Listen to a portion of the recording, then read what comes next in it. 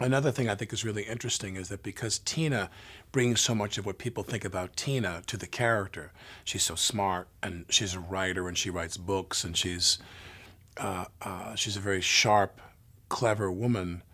What man could really, work with that character?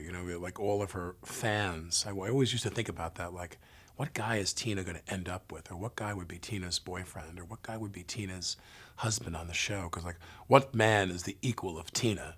Like, who do we bring on? Like, I couldn't think of anybody. Listen, I have a warm spot in my heart. I loved all of these women for different reasons.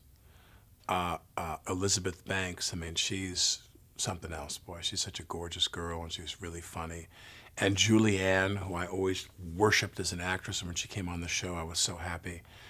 But I gotta say that for Jack, I separate myself. There's nothing to do with me. I'm not saying anything inappropriate here. It's gotta be Selma. I mean, when you're around Selma, I mean, the temperature goes up like 8 degrees.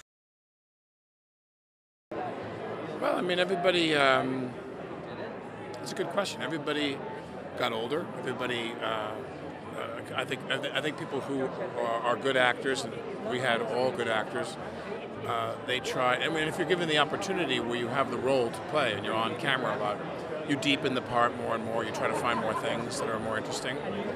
And I think, in the beginning, everybody was, let's put it this way, our show was very similar to a lot of other shows. If you watch other famous sitcoms, some that are far more famous than ours, and I can think of a couple examples of very famous ones, where you watch the first season, and by the third season, the characters are unrecognizable from the first season. In the first season, they're trying things, and they're bouncing things off the wall, and then the next thing you know, even the way they speak, they evolve. And so for us, it was an evolution, I think, like anybody.